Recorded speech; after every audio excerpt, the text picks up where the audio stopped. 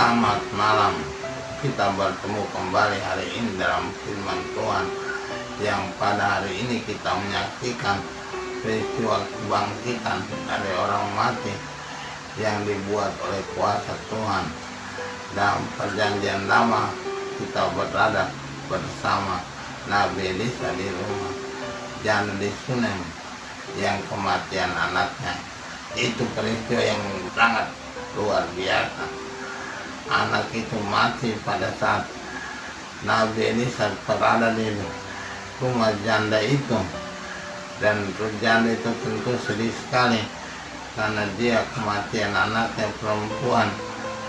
Nabi Elisa mendapat peristiwa itu sebagai musibah dalam keluarga.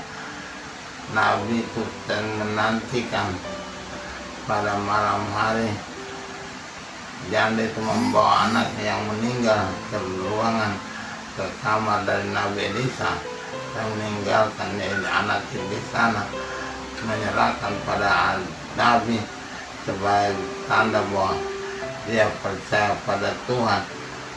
Dia meninggalkan anak itu bersama Nabi dalam kamarnya.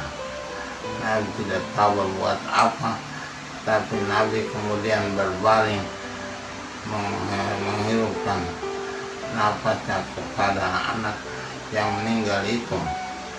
Dia berbaring 2 kali, dan waktu ketiga kali dia melihat anak itu kemudian bersin 7 kali, lalu membuka matanya. Anak itu dengan kuasa Tuhan hidup kembali. Kita percaya bahwa kuasa Tuhan mempunyai kuasa yang besar yang dapat memberikan kepada kita apa saja yang kita perlukan.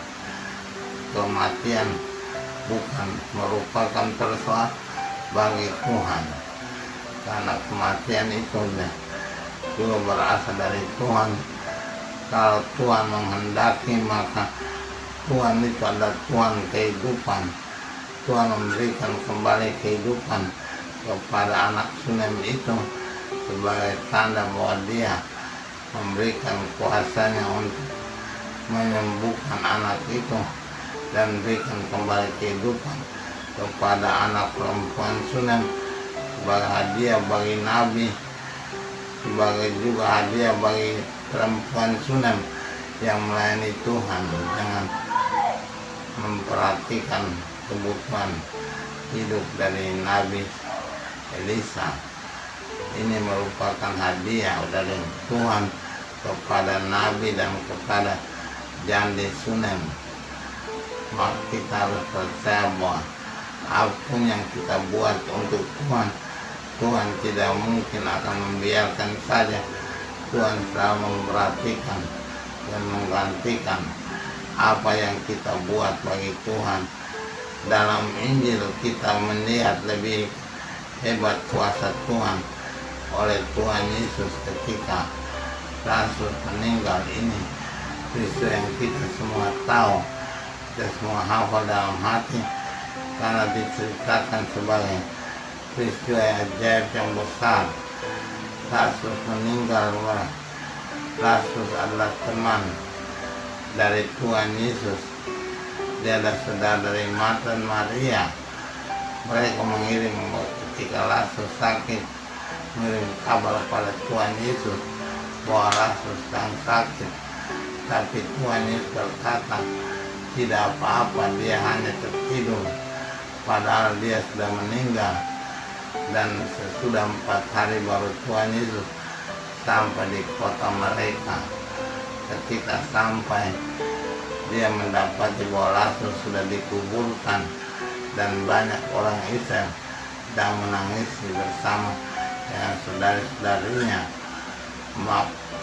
Maka Tuhan Yesus menyuruh mereka menunjukkan di mana kuburnya.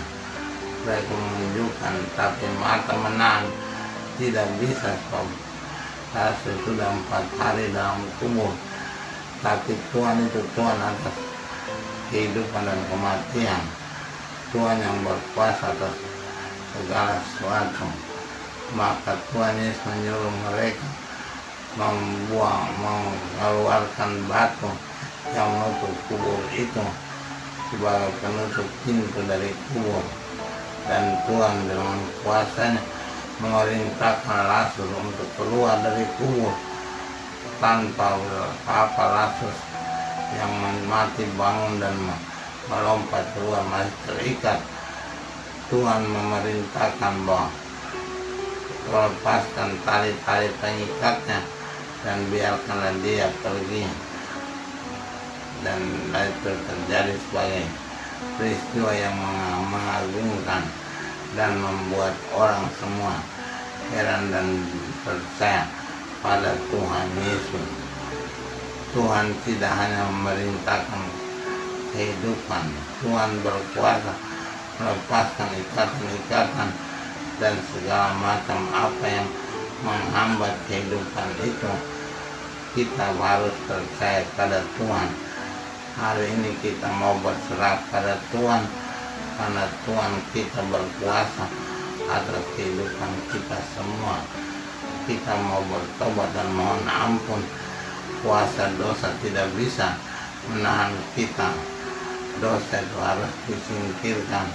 Dosa harus kita mohon pengampunan pada Tuhan, agar Dia memberikan pengampunan kepada kita semua. Amin.